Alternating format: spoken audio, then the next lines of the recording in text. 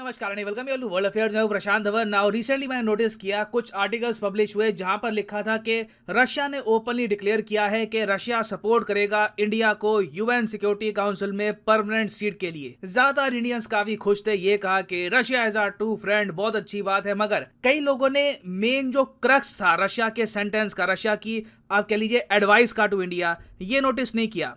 अब यहां पर आप देख पाओगे आर्टिकल लिखा है कि Russia can offer Brazil and India spot in expanded United Nation Security Council but there is a catch. एक यहां पर कैच है, एक शर्त है।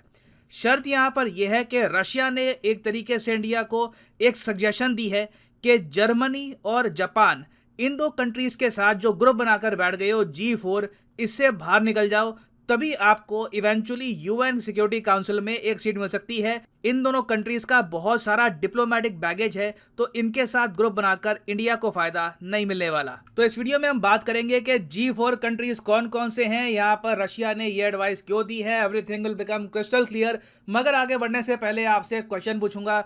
क्वेश्चन यहाँ पर यह है कि हाल ही में वो कौन सी एयरलाइंस कंपनी की फ्लाइट थी जिसने इमरजेंसी लैंडिंग करी पाकिस्तान में। बहुत न्यूज़ में है ये। सरकार ने फिर ये भी कहा कि ये जो एयरलाइंस कंपनी है यहाँ पर सेफ्टी सिक्योरिटी इश्यूज हैं। तो बताइए कौन सी एयरलाइन की हम यहाँ पर बात कर रहे हैं, air India, spice jet, air Asia या फिर इंडिगो। कमेंट सेक्शन में करिए उत्तर, सही आंसर मैं आपको दूंगा वीडियो के अंत में। नाउ जैसे कि आप लोग जानते हैं, यूक्रेन वॉर के बाद रशिया ने एक लिस्ट बनाई, इसका नाम है रशिया की अनफ्रेंडली कंट्रीज वाली लिस्ट। इस लिस्ट में रशिया कहता है कि वो देश हैं जो रशिया की तरफ सद्भाव नहीं रखते, रशिया को हर्ट करना चाहते हैं। तो इन कंट्रीज के अगेंस्ट अब रशिया खड़ा हो जाएगा इंटरनेशनल स्टेज पर। अब ये देश कौन कौन से हैं ये आपको दिख रहा होगा मैप में, जो भी लाल देश आपके सामने हैं ये सब कंट्रीज आते हैं इस लिस्ट में। इंडिया ऑफ कोर्स इस लिस्ट में आता नहीं है, मगर मेन जो दो देश इस लिस्ट में आपको मिलेंगे जिन पर मैं आपका ध्यान लेना चाहता हूं, ये है जर्मनी और जापान। ये दोनों देश है जिनको रशिया पसंद करता नहीं है। और इंडिया के लिए देखो प्रॉब्लम ये है कि जर्मनी और जापान के अगेंस्ट बहुत से कंट्रीज खड़े हैं और इनको ये यूएन सिक्योरिटी काउंसिल का पार्ट नहीं बनने देंगे, परमानेंट सीट इनको नहीं मिलने देंगे। अब यहाँ पर आप कहोगे मगर ये इंडिया के लिए क्या प्रॉब्लम। हमारा अपना एक प्रयास है कि इंडिया को मिलनी चाहिए यूएन सिक्योरिटी काउंसिल में सीट। इसमें जापान और जर्मनी का क्या स्टेटस है, उससे हम पे क्या इम्पैक्ट पड़ता है। इम्पैक्ट देखो पड़ता है क्योंकि इंडिया ने 3 और कंट्रीज के साथ मिलकर एक ग्रुप बना रखा है G4 कंट्रीज के नाम से। यहाँ पर आपको मिलेगा ब्राजील, जर्मनी, इंडिया और जापान। ये 4 कंट्रीज मिलकर कोशिश कर रही हैं कि इनको यूएन सिक्योरिटी काउंसिल में सीट मिल जाए।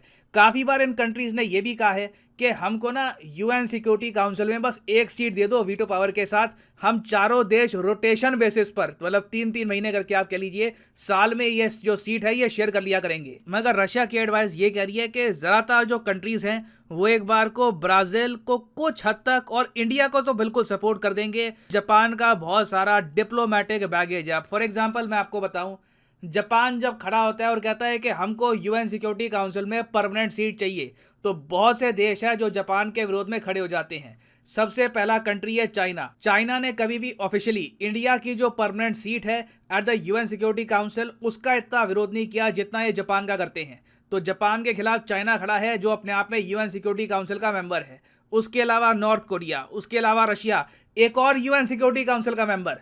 अभी तो रिसेंटली अगर हम देखें तो सिंस जापान आता है रशिया की अनफ्रेंडली कंट्रीज वाली लिस्ट में, तो अब तो रशिया इंश्योर करेगा कि जापान कभी भी यूएन सिक्योरिटी काउंसिल का मेंबर ना बने। फिर उसके अलावा साउथ कोरिया, एक बहुत ही इन्फ्लुएंशियल कंट्री, ये सारे देश चाहते हैं कि जापान कभी भी यूएन सिक्योरिटी काउंसिल का मेंबर ना बने। तो ये बहुत बड़ा बैगेज है जापान के ऊपर। फिर हम आते हैं जर्मनी पर। अब यूरोप में अंदर अपनी पॉलिटिक्स चल रही है। यूरोप में देखो कई देश है वो कहते हैं कि यूरोपियन यूनियन की अगर हम बात करें तो फ्रांस अभी के लिए अकेला देश है जो यूरोपियन यूनियन से एक यूएन सिक्योरिटी काउंसिल का मेंबर है। अब जर्मनी कहता है कि फ्रांस के बाद देखो हमारा नंबर आना चाहिए, मगर कई देश कहते हैं कि जर्मनी फ्रांस दोनों पड़ोसी कंट्री सारी पावर क्या तुम ही रखोगे। यूरोप का नॉर्दर्न पार्ट है, ईस्टर्न पार्ट है, सदर्न पार्ट है, वहां पर भी पावर होनी चाहिए, वहां से होना चाहिए अगला यूएन सिक्योरिटी काउंसिल का मेंबर। तो जब जर्मनी खड़ा होता है अपनी मेंबरशिप के लिए, तो बल्गेरिया, चेक Republic, even Denmark, Greece, Hungary, Italy, Malta, Netherlands, Norway, Poland, Romania, Serbia, Spain, बहुत से देश जर्मनी का विरोध करते हैं। और अब तो यहां पर एक और कंट्री ऐड हो चुका है, रशिया, क्योंकि रशिया ने जर्मनी को लिस्ट किया है एज एन अनफ्रेंडली कंट्री। तो रशिया यह भी इंश्योर करेगा कि जर्मनी कभी भी यूएन सिक्योरिटी काउंसिल का मेंबर ना बन पाए। अब फिर हम आते हैं ब्राजील पर। अब ब्राज़ील की भी अपनी दिक्कतें कम नहीं है। हालाँकि मैं कहूँगा जितना आपको विरोध दिखेगा जापान और जर्मनी का, उतना विरोध ब्राज़ील का नहीं है, मगर फिर भी बहुत से देश हैं जो नहीं चाहते कि ब्राज़ील लैटिन अमेरिका को रिप्रेज़ेंट करे यूएन सिक्योरिटी काउंसिल में। फॉर एग्ज़ाम्पल अर्जेंटीना है, बोलिविया है, कोलंबिया है, Costa Rica, Mexico, Peru, Uruguay, Venezuela, ये सब कंट्रीज़ कहती हैं कि पूरे लैटिन अमेरिका का एक काउंसिल बनाओ, एक ग्रुप बनाओ, वहाँ पे सबका वोटिंग का अधिकार दो और उस काउंसिल को दो एक सीट यूएन सिक्योरिटी काउंसिल में। सिर्फ ब्राज़ील के हाथों हम इतनी बड़ी पावर थमाना नहीं चाहते। तो इवन दो ब्राज़ील के अगेंस्ट बहुत से देश हैं, मगर आप नोटिस करेंगे इनमें से कोई भी देश यूएन सिक्योरिटी काउंसिल का परमानेंट मेंबर नहीं है। ना रशिया से ब्राज़ील की कोई खास दुश्मनी है। नाउ फिर हम आते हैं इंडिया पर। यूएन सिक्योरिटी काउंसिल में परमानेंट सीट के लिए अगर सबसे ज़्यादा बढ़िया कोई कैंडिडेट है जिस पर दुनिया में ज़्यादातर कंट्रीज़ को कोई प्रॉब्लम नहीं है, तो वो है इंडिया। इंडिया को आप अगर देखें तो फुल फ्लेजेड विरोध सिर्फ एक ही कंट्री से मिलता है और वो देश है पाकिस्तान। अब यहाँ पे आप कहोगे क्या बात कर रहे हो, चाइना विरोध नहीं करता?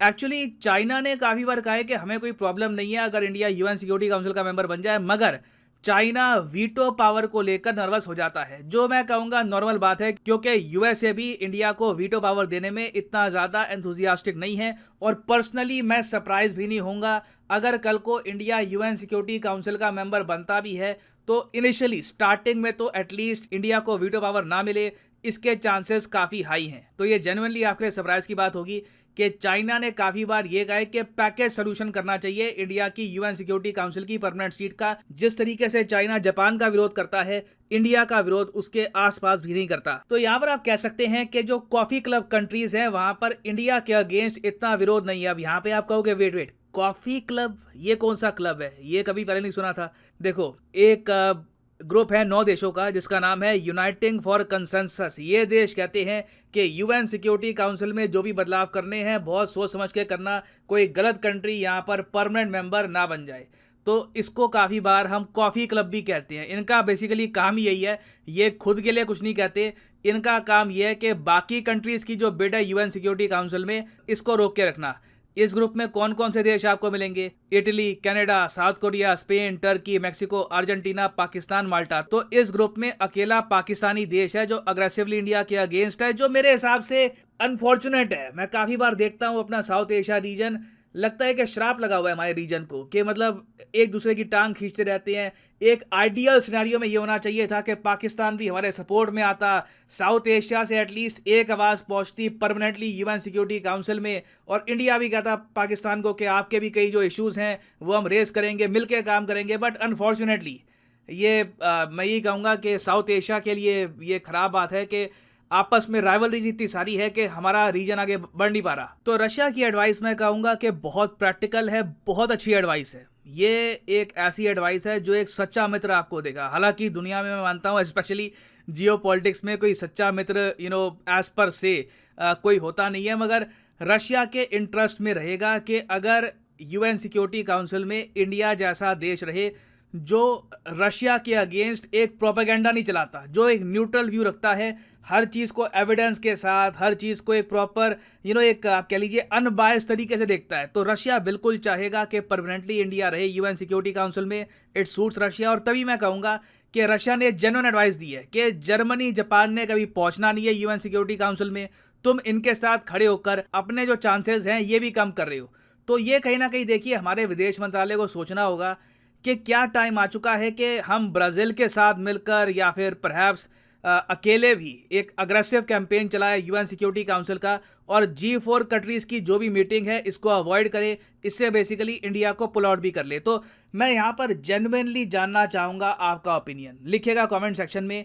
क्या आप मानते हैं कि रशिया की एडवाइस इंडिया को फॉलो करनी चाहिए, या फिर आप मानते हैं कि नई पॉलिसी इंडिया की चलती आई है, हम G4 कंट्रीज़ के साथ ही चलेंगे, मेंबरशिप मिलेगी, सबको ही मिलेगी? लिखिएगा इसके बारे में कमेंट सेक्शन में। मैं जेन्युइनली जानना चाहूँगा आपका ओपिनियन। ना वापस आते हैं क्वेश्चन की तरफ। रिसेंटली किस एयरलाइंस की कंपनी ने एक इमरजेंसी लैंडिंग करी है पाकिस्तान में? तो सही उत्तर यहाँ पे है option B, SpiceJet is the right answer. SpiceJet के बॉस ने भी ये एडमिट किया है कि बहुत ही टेंस मोमेंट थी जब दिल्ली से दुबई जो हमारी फ्लाइट जा रही थी वहाँ पे कुछ टेक्निकल प्रॉब्लम्स आ गई और मजबूरी में आकर पाकिस्तान के शहर कराची में लैंड करना पड़ा। तो ये बड़ी न्यूज़ बनी थी रिसेंटली, तो इसके बारे में आपको बताना चाहिए। मेक श्योर टू फाइनली अगर मैं ये भी ऐड कर दूं कि 8 जुलाई तक एक स्पेशल ऑफर चल रहा है एसएससी बैंक यूपीएससी एग्जाम्स के लिए। सिंपली आपको जाना है कॉमेंट सेक्शन में। अब देखो, मान लो अगर आप परचेज करते हो यूपीएससी का कोर्स, तो यूपीएससी के कोर्स में क्या है कि अगर आप 1 साल का कोर्स परचेज करते हो तो आपको 3 महीने फ्री मिलेंगे। यहाँ पर आप देख पाओगे 12 महीने का कोर्स आप अगर परचेज करते हो यूपीएससी का तो you will get 3 months extra free. और अगर आप 18 महीने का परचेज करते हो तो सीधा आपको 6 महीने एक्स्ट्रा मिलेंगे। तो 18 महीने का अगर आप यूपीएससी कोर्स परचेज करते हो तो सीधा आपका ये कोर्स बन जाएगा 24 महीने का। एसएससी में यह है कि अगर आप 12 महीने का कोर्स परचेज करते हैं तो आपको 2 महीने एक्स्ट्रा फ्री मिलेंगे।